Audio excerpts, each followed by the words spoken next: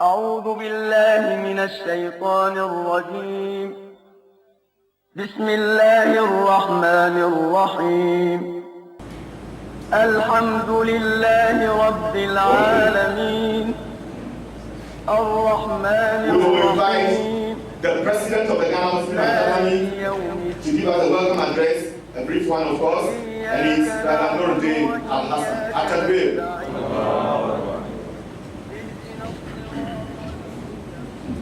The Ramadan lectures with the Islamic fraternal greetings of peace and tranquility. Assalamu alaikum wa rahmatullahi ta'ala wa barakatuh.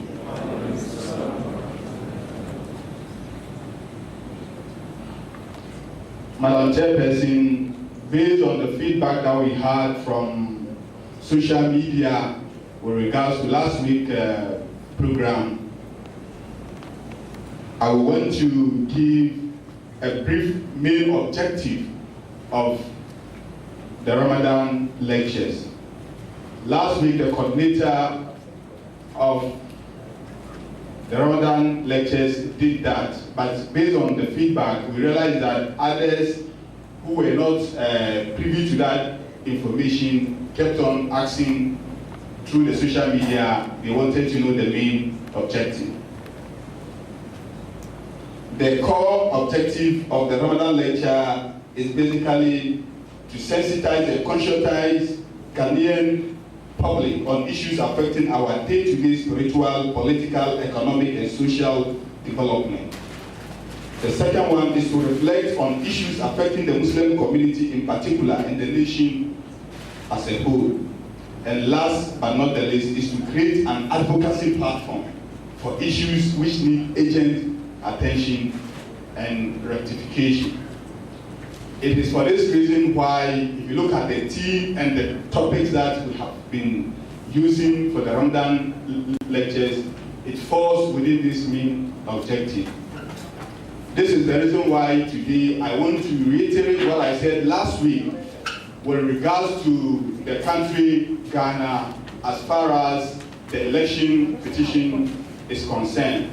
Thanks be to Allah, the hearing has come to an end, and we are hearing some voices from other people from other religious divide calling for something we have said here. It is for this reason that I want each and every Muslim, as we break our fast on daily basis, let us pray for peace in Ghana, even after the verdict has been given somewhere next month. It is our responsibility and we have to do that. It is on this note that I once again welcome you to the second lecture of the Emir Mujahid Ramadan lectures. Thank you very much. Thank you, Mr. President, for welcoming us to this August program. There's a need for us to know those sitting on the high table. To my extreme right, we have Al-Haj Al-Hassan Abdullah, the Executive Secretary of InfoWorld Ghana. Let's see him, please. Atakbir. Next to him is Brother Nuruddin Al-Hassan, the President of the Ghana Muslim Academy. Brother Nuruddin, we don't know you. We have Dr. Rabiat Amakoni, Member of Council of State and Chairperson of the Board of Patrons of the Ghana Muslim Academy. Doctor. Next is Brother Abdul Karim Atu, the Chairman of the Governing Council of the Ghana Muslim Academy. Atakbir.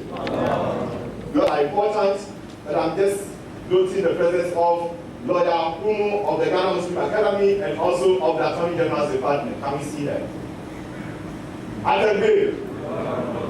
We also have Brother Zagun Harun Said, a Senior Assistant Registrar with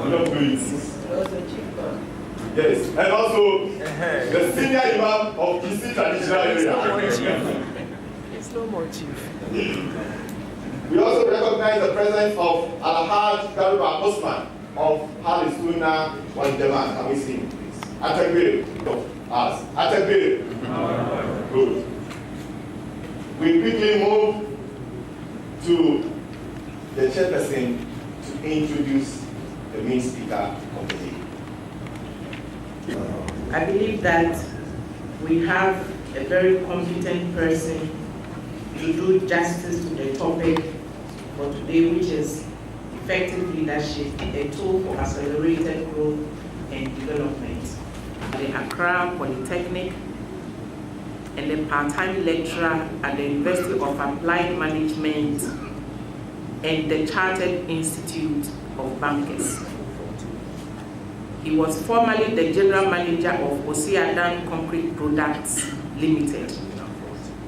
Presently, he is a chartered marketer and a freelance journalist, head of publicity, Ghana Muslim Academy. He is the person of Brother Sani Bashir. Takbir. أعوذ بالله من الشيطان الرجيم. بسم الله الرحمن الرحيم. Praise be to Allah, Lord of the world, King of the world, Master of the day of judgment.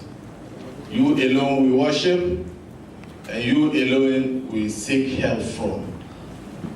Madam Chairperson, Her Excellency or Her Honorable Member of the Council of State, I'm sure by her active leader, she is in our midst a veteran lecturer, a seasoned lecturer, an experienced senior lecturer from the Almighty University of Ghana, rising to the rank of a Council of State member, an advisory body to the President of the Republic of Ghana. She is in our midst, and here we are sitting very comfortable. One of the characteristics of an effective leader who creates comfort for you in his or her midst and allows you to realize your full dreams. So we say thanks to Almighty Allah, because we are seeing something that epitomizes good leadership, effective leadership this morning. Now, when we talk about leadership, it's a very common phenomenon for us to, one here has some basic understanding of leadership. Probably what might be a bit difficult is if we are asked to gather some words, some express leadership. But everyone here will not be lost about the concept of leadership. But we'll do justice to this discussion and presentation if at least we give an idea of what is leadership. According to Martin Chemers of the University of California, he defines leadership as a process of social influence by which an individual enlists the aid and support of others in the accomplishment of a task or mission. There are various ingredients in this definition. One is that it's a process, which means it is not an event, it's continuous. It doesn't end because you have achieved some stated form an integral part of any leadership process. It means that as a leader, you are going to deal with human beings. And that is why, as a leader, you are required to have management studies. Most of us are students of management. You are required to have conceptual skills, technical skills, and human skills. Depending on your level, you might need to use a lot of conceptual skills. Depending on your level, you may need to use a lot of technical skills. That expertise you need to navigate the path of daily activities, routine activities, is the technical know-how. Very importantly, you will need human skills, because you are going to deal with the human being. And if you look at the human being, you cannot have one prescription on how to deal and direct a human being. You cannot legislate on human behavior And so leadership has to contend with a social process in which the human being is at the eye of the storm. And that you enlist their support. This covers that you need to carry people along. And this is one of the hallmarks and cornerstones of the leadership of Ghana Muslim Academy. Madam Chairperson, many times when we come here, we get excited because as leaders and initiators of many Islamic institutions, associations, groups, almost all of you have a certain sense of unanimity that Ghana Muslim Academy has come to stay and continues to be the beacon of hope of the Muslim Ummah in Ghana. We can put it down to sound and effective one, leadership. And so let me doff my hat, although I'm not wearing a hat, to our executive members, the governing council. And of course, when you see that leadership is effective, is because the led are also cooperating and making sure that they work in cohesion and coherence towards the attainment of stated goals. And at the tail end of that definition is that we need to accomplish our mission. It means that as a leader in the house, the man is supposed to be the leader. Ar-rijal qawwamuna 'ala an-nisa. The man leads the home. When we say this, it comes with responsibility. That you are supposed to make sure that the home works towards a stated objective, and that its attainment is crucial. In other words, if you are a man in the home and you don't have a stated objective, all you do is you rise up in the morning, you go out and come back. No objective. You haven't clearly defined paths that leads up to a specific destination. Then the woman has the responsibility to take over because you are not an effective leader. As an imam, yes, you are in charge of the spiritual needs of the Muslim Ummah in your community, in your area, in your house, etc. You need to have a goal. Your goal is that we should strive for spiritual excellence. That must be your goal. You need to define this. And so in leadership, if you go through more definitions, it will tell you that it is a social process. And that human beings, not animals, human beings, it doesn't talk about machines. Because if you study resources, and as in marketing and strategy, we love the 4 M's, don't we? We have manpower at the top. We have machines, the second M. We have materials. And the fourth one is what? So we have machines, materials, manpower, and the fourth, Abdul Karim, I need the fourth one. I'll get it for you. The fourth M. Yes, where are my students? Money. Allahu Akbar.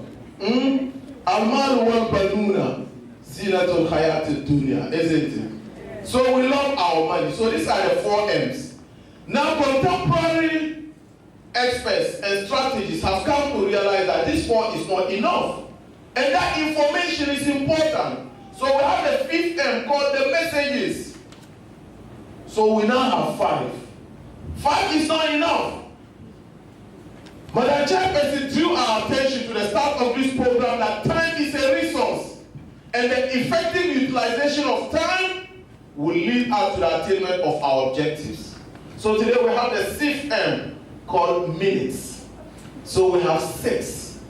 We can go to 7, 8, and 9. But let's leave it at 6. If you want the others, you need to see me and pay for. Okay. So, now let's look at the Islamic definition of leadership. All the definitions we have given and all the essential and cardinal points of social engineering, enlisting support, and moving towards its stated objectives do not contradict the concept of leadership in Islam at all. Most of these definitions center on Western philosophy. And today, whether Western or Eastern or Northern or Southern or wherever you stand in the debate, we all accept that leadership has to deal with the human being, who is the single most important resource of all the ends. All.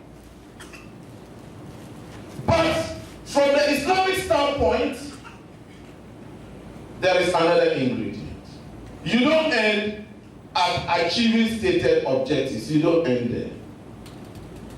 You end at achieving stated objectives with the aim of attaining God's pleasure, attaining God's blessing. That is the end result. That whatever you are doing, your aim is that yes, you are working with people, using various skills, expertise, and formula to achieve a stated objective on condition that it will meet Allah's needs. In other words, when we attain our objectives and we know that it contradicts the Sharia, it contradicts God's way, God's laws, then we haven't displayed effective what? Leadership. And this is where I will again commend Ghana Muslim Academy.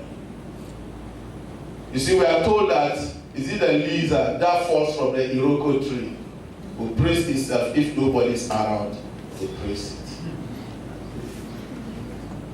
Muslim Academy leadership, when we meet, what runs through always that, hey, we are here for Allah's cause. And then whatever we do, we should see God's pleasure. And that will be called to account. Will be called to account. So Islamic leadership, from where you stand, you should know that the ultimate is that you are seeking the glory, the blessing, and the approval of the Almighty God, Allah subhanahu wa ta'ala, who created you and I. He's omnipotent, he's merciful, he's compassionate, etc. You should know that. And so let's put it in us that when it comes to leadership in Islam, and when we say this, it's not about when you become an imam. That's not what we are saying. In your organization, when you become a leader, an officer, you become a manager, you have people working under you. You become a director, you have people working under you. In politics, you are a chief executive. You are a minister. You are the president, you are the vice president, you are a member of the council of state. Once you are a Muslim and you profess to La ilaha illallah, Muhammadur Rasulullah sallallahu alayhi wa sallam, whatever you are doing, you have an alternate objective, that you are seeking God's pleasure. And you must stick to this. And what that means that it's possible that when you are organizing a soiree or a party, once you are the leader, despite the fact that it's an organization, you can say, look, let's go soft on drinks, not alcohol. You may not quote from the Holy Quran because they don't all ascribe to your faith. You then use social superior arguments, economic arguments. In the United Kingdom, on Fridays and Saturdays, policemen, reserves are all brought to the streets. Why? To control binge drinkers. That's all. And if you see the estimates that they spend on policing, on just Friday nights to dawn and Saturday to dawn, you come to the inevitable conclusion that there is more things about the social unacceptance of drinking, especially when it goes to the binge level. When you become intoxicated. Yesterday I was driving towards Wager, and I realized that somebody was in the middle of the road directing traffic when there's no traffic.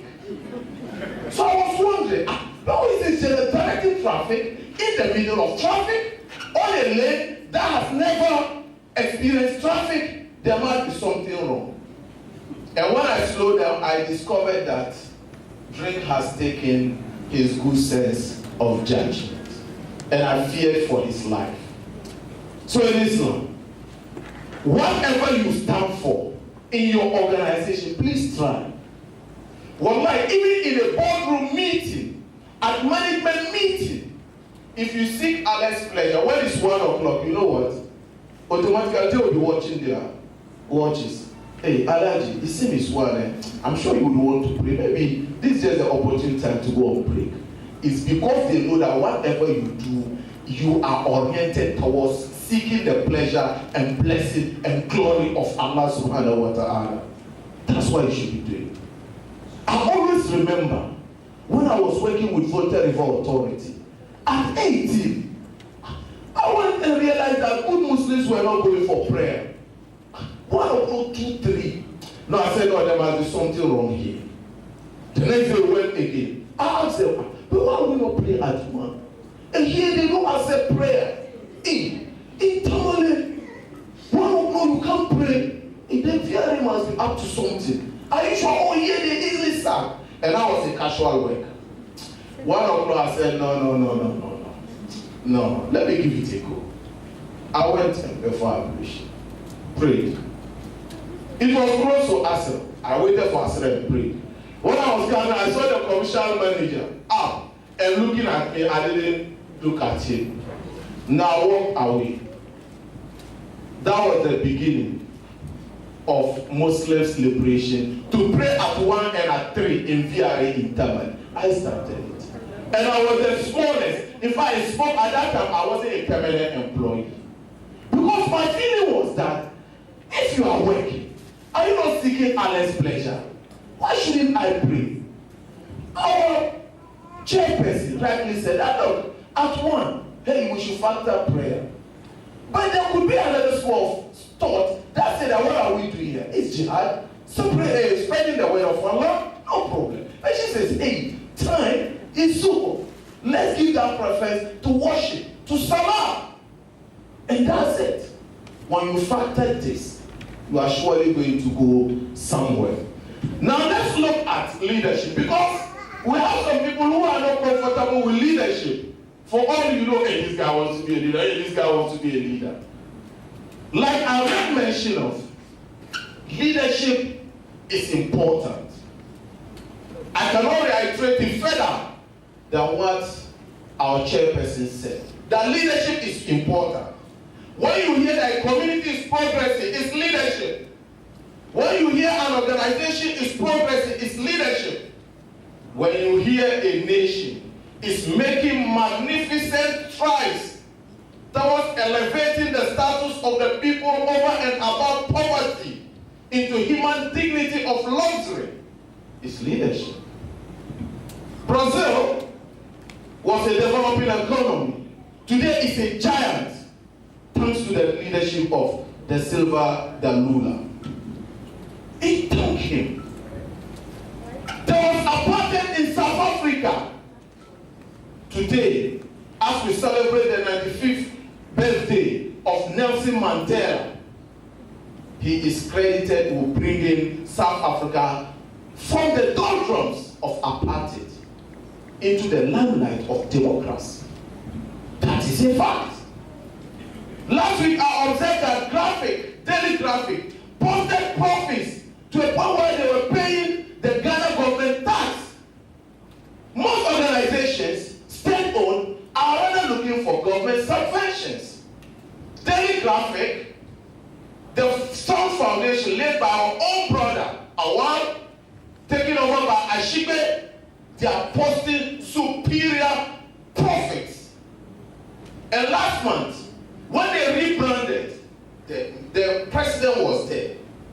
If you read that newspaper, everything was put to leadership. So leadership, we don't belabor it, it's extremely important.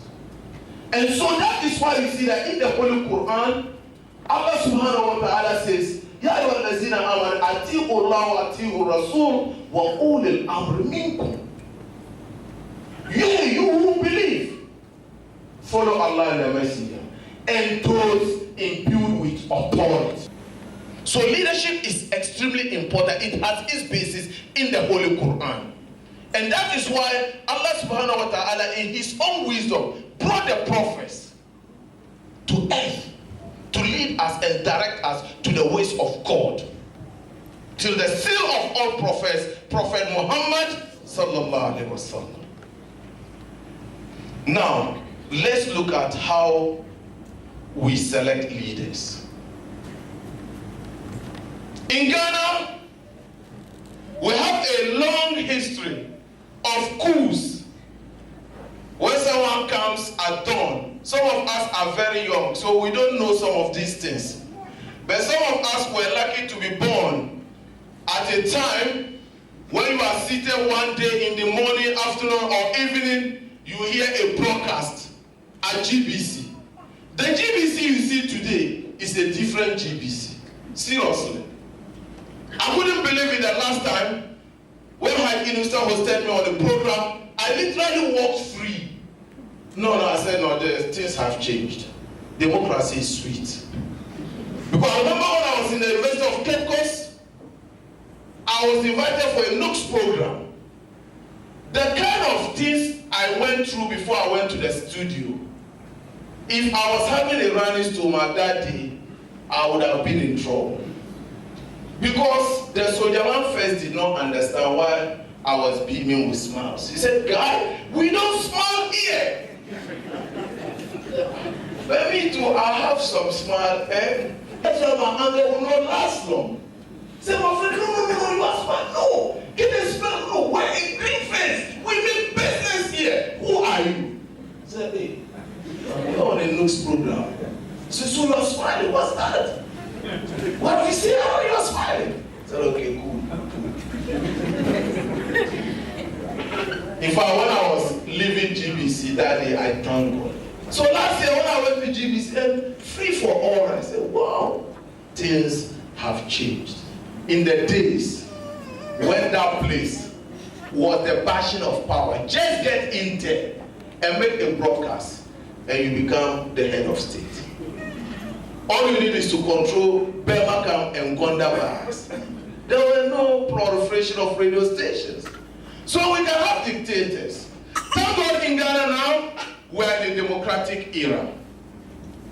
Now in Islam, leaders are chosen in various ways. Yes. But before we go on that, we all have to accept one thing. That was like God chooses leaders. That one, whether democratic, whether handpicked, whether by popular acclamation, when you become a leader, just know that it's God who has chosen you. Period. And leaders will normally attest to this fact. Let's go down memory lane. In 2000, when President Kufuor ascended, he himself accepted that, look, yes, I was campaigning. Yes, I knew I'll win and thought I'll win. That's why I was campaigning. I didn't want to lose. But today, I have a conviction that it's God who has put me there. Because he himself has looked at what he did and realized that it wasn't enough for us to just have to endure the pangs of our 3 elections. So God makes kings. He makes presidents. He makes imams. He makes head of states. He makes district chief executives. In fact, he makes you a father and the head of the family. He makes you.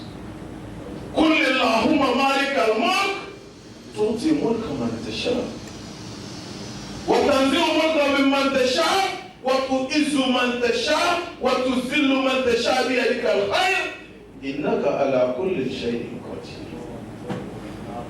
That's what you should know. Wallahi, God possesses his kingdom and gives you the kingdom if he wills. He honors you if he wills. He humiliates you if he wills. Amma, that be it. Wallah accept the verdict. Because today we are here with the fear that anything can happen. Why should we live under that fear? When we know that God gives kingship, God will tell us who the president is, accept it, and that in the hands of God is higher. There's good in it. So accept it. When you are defeated and you are humiliated, accept it. God said in it there is good. So God makes kings. So in the selection of leaders, we say that from the Islamic viewpoint, you and I should accept that God makes kings. But there are many other ways. At times, when God makes a king, he can select a